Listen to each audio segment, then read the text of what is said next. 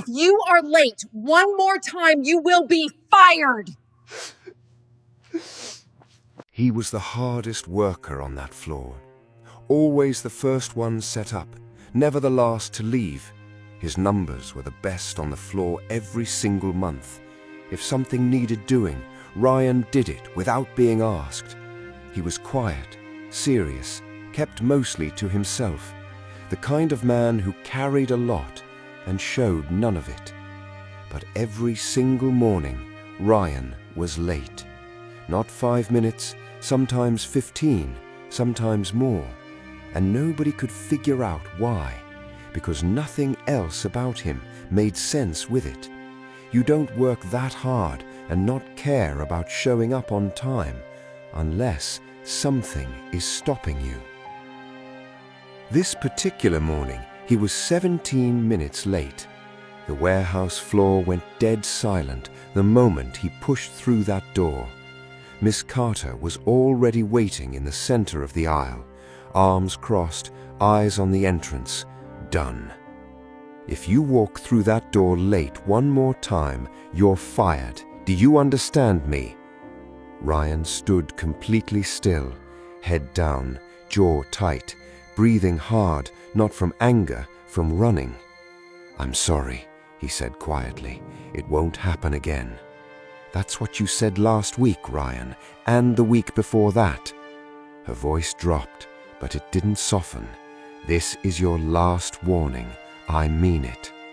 He nodded once, walked to his station, put his head down, and worked harder than anyone on that floor, like a switch had been flipped, like none of it had happened. Where are you watching from right now? Drop your city or country in the comments. I'd love to know where this story is reaching. That evening, after everyone had gone, Miss Carter sat at her desk with Ryan's personnel file open in front of her. 3 years, not one complaint, not one quality issue. Best output numbers on the floor for over a year straight. And then, late arrivals, 41. She closed the file, walked to her office window, and watched Ryan leave, jacket already on, moving fast, like he was already late for something else. She pressed her hand against the glass. "What is it you're not saying?" The next morning, she was parked 2 blocks from his building by 6:15, engine off, coffee cold, waiting. At 6:38, Ryan came out and immediately started moving. Not walking, moving. Every minute counts. She got out of the car and followed. He turned off the main road into a quieter part of town, past a laundromat, past a barber shop still dark inside, older houses, narrower sidewalks. Then he stopped, in front of a small white house, chain-link fence, a screen door that didn't hang right.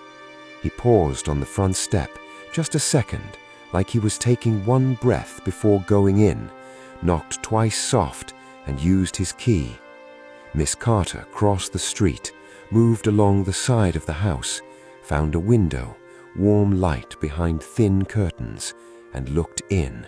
An elderly woman sat in a wide armchair near the window, white hair, pale skin, a clean floral housecoat, very still, hands resting in her lap, eyes watching the door.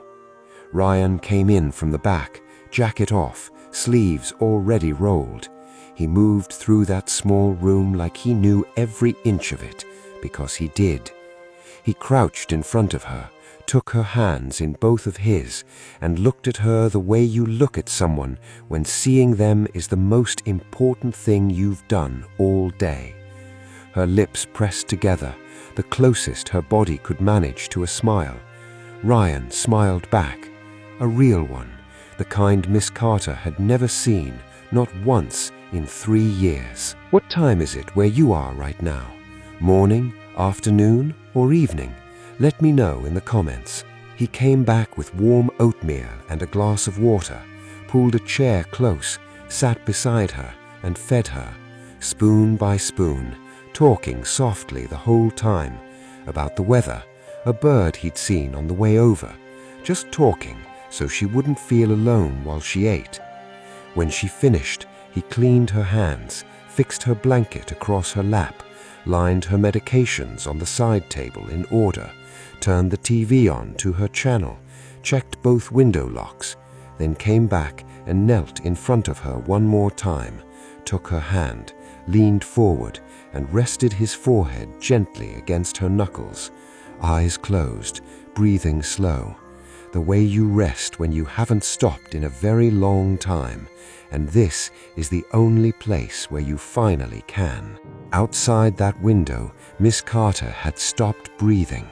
She had managed people for 11 years, written warnings, performance plans, termination letters, told herself every time she was being fair.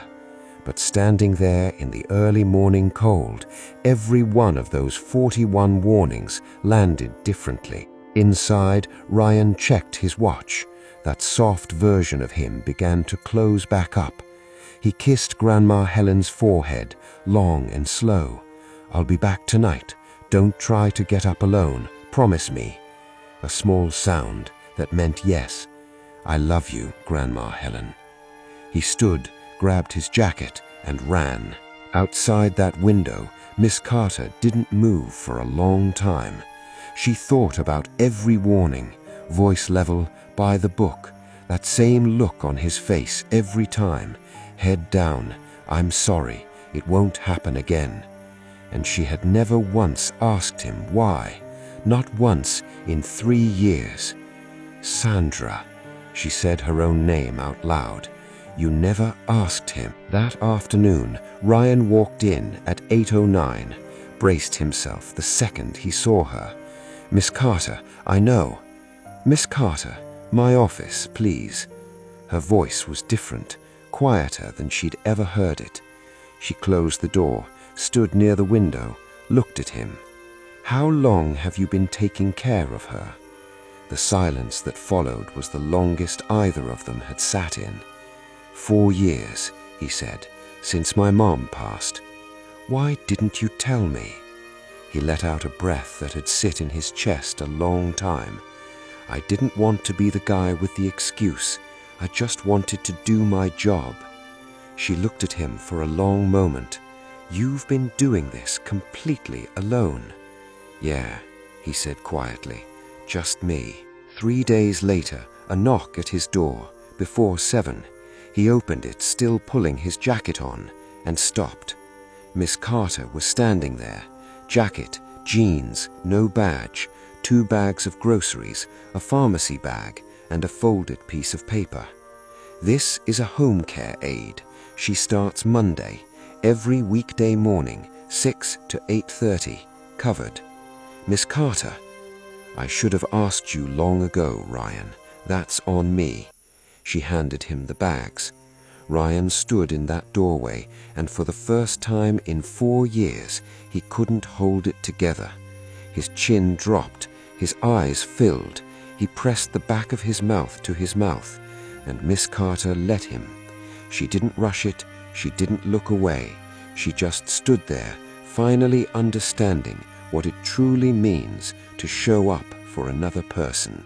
Because the people carrying the most are often the ones saying the least about it, getting up before the sun, doing what needs to be done, and then running to meet their responsibilities to you. And sometimes they're late, and sometimes they seem tired, and sometimes they seem far away, because they are. They're carrying something you cannot see. Ryan wasn't careless. Ryan was a grandson who refused to let his grandmother face the morning alone, every day, without fail, without a single complaint. Judge less, ask more, because the person you are about to write off might be the most devoted person in the room. You just haven't asked the right question yet. If this story touched your heart, drop a heart in the comments right now and follow for more stories like this one. Share it with someone who needed to hear this today.